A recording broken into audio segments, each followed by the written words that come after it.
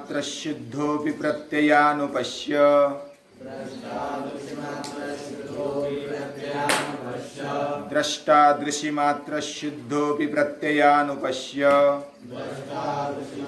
शुद्धोऽपि प्रत्ययानुपश्य विशेषा विशेषलिंगमात्र लिंगाणि गुणपर्वाणि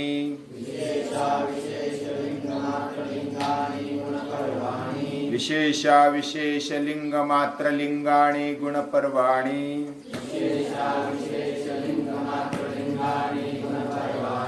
द्रष्टा दृशिमात्र शुद्धोऽपि प्रत्ययानुपश्य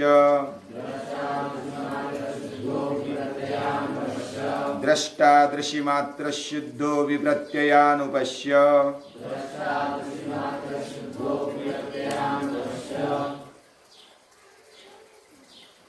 इस दुनिया में दो मुख्य बातें हैं, जड़ और चेतन,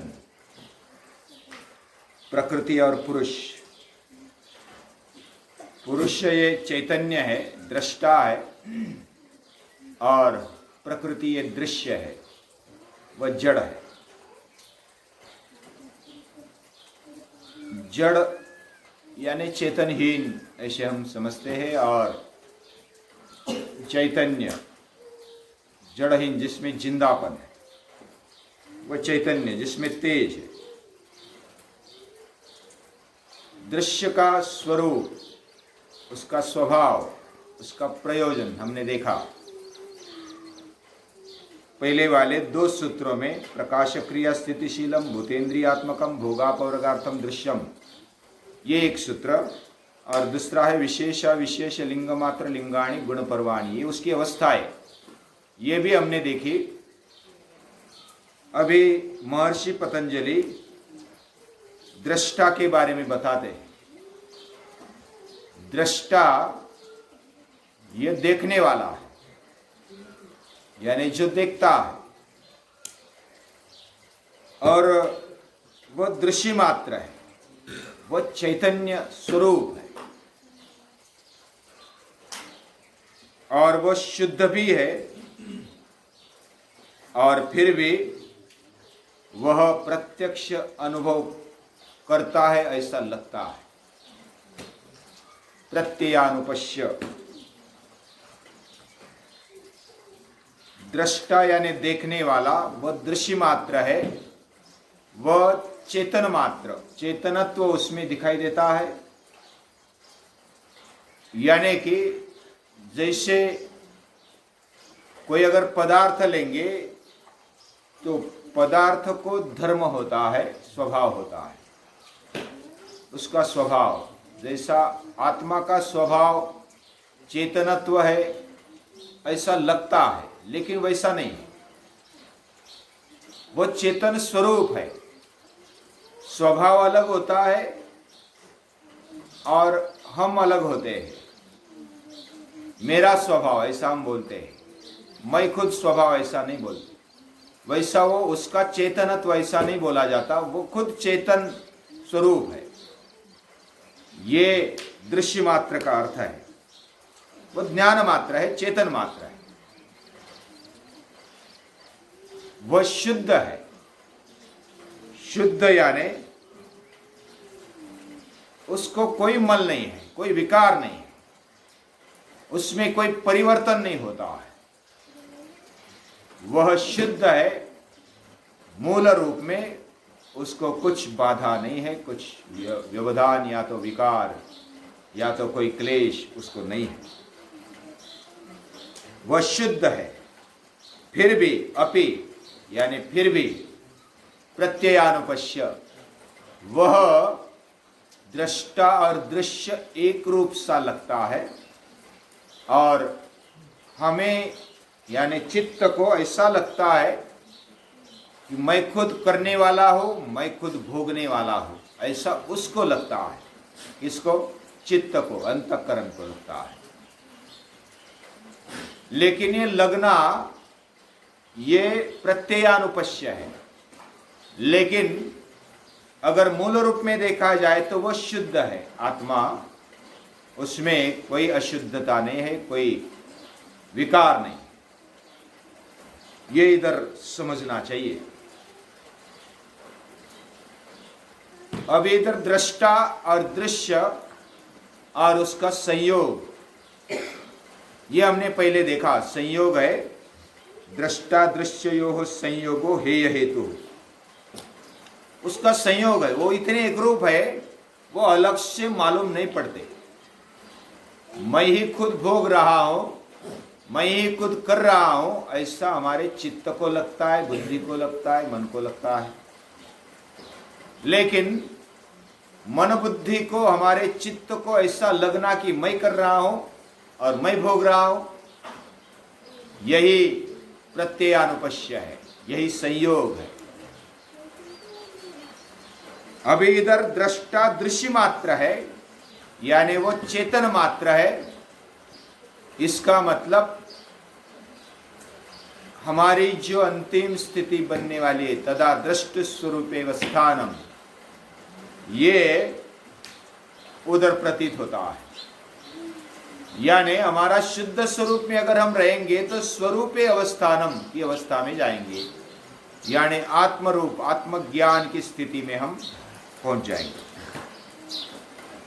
और जब शुद्ध अपि प्रत्ययानुपश्य की स्थिति में आएंगे, तब कौन सी स्थिति? वृत्ति सारूप्य में तरत्र, वृत्तियों से लिप्त उधर होते हैं।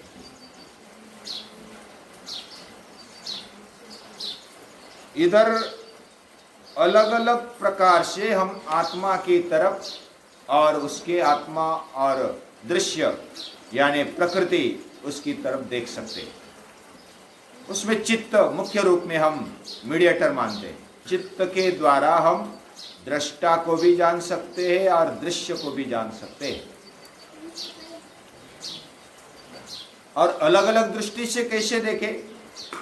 ये दोनों का संयोग है। ये विशेष रूप में कुछ हेतु के कारण बनाया हुआ है, और हेतु अगर हम पहचानेंगे तो हमारे जीवन का लक्ष्य, जीवन का हेतु पता चलेगा।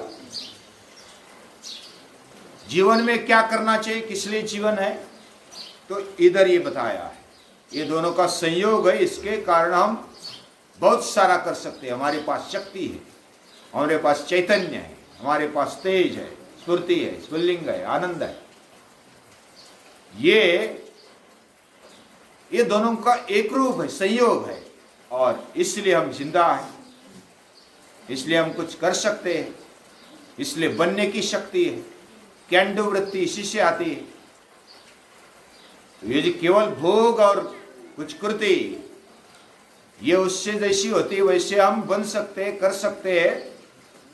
नर करने करे तो नर का नारायण बन जाए, इतनी ताकत इस संयोग में होती है। इसलिए भगवान हमारे साथ में है, एक रूप है, इतना एक रूप है हमें पता नहीं चलता। ये प्रत्ययानुपश्य है, और वह शुद्ध है। जैसे आकाश पूरी दुनिया में रहता है, घर में रहता है, बाहर रहता है, घट में रहता है, पट में रहता है, सभी ओर रहता है, और फिर भी वो निर्लेप है, उसको कुछ लगता नहीं है, कुछ चिपकता नहीं।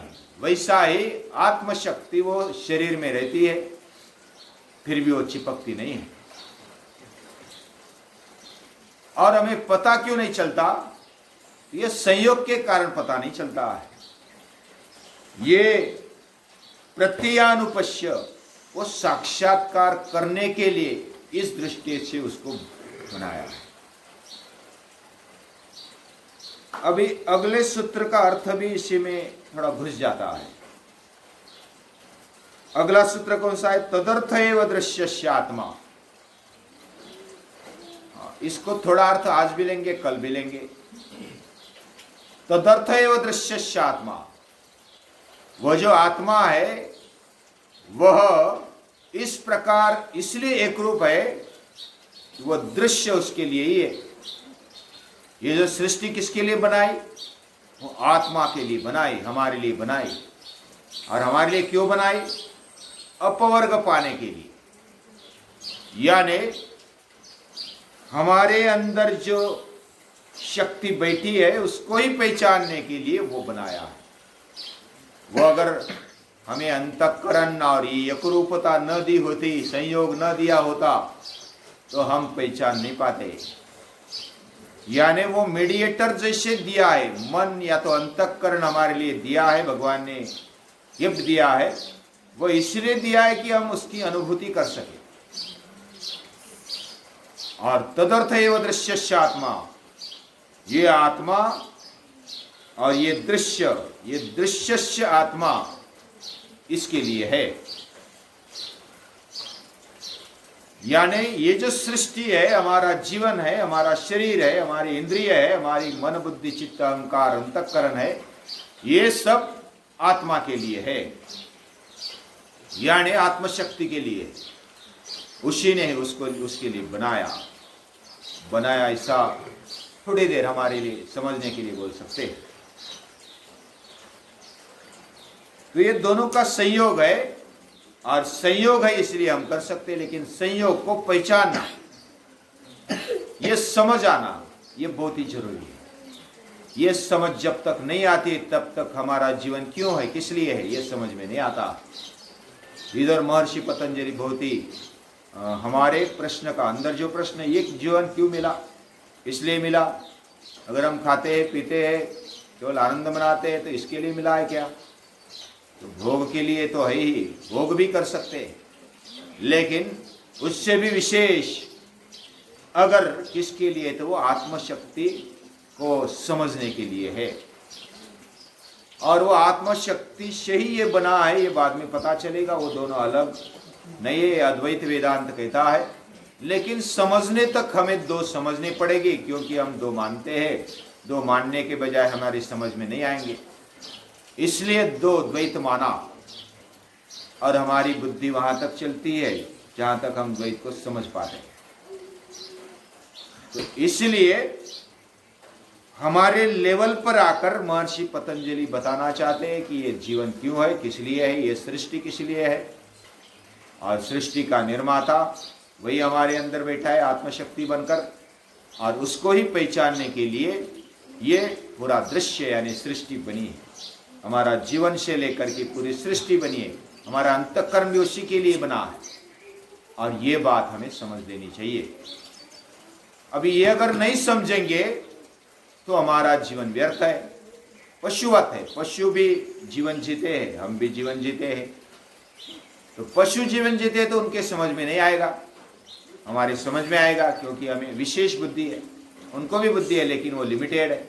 हमें बुद्धि मिली, हम विचार कर सकते हैं, और विचार कर सकते हैं, अच्छा विचार कर सकते हैं।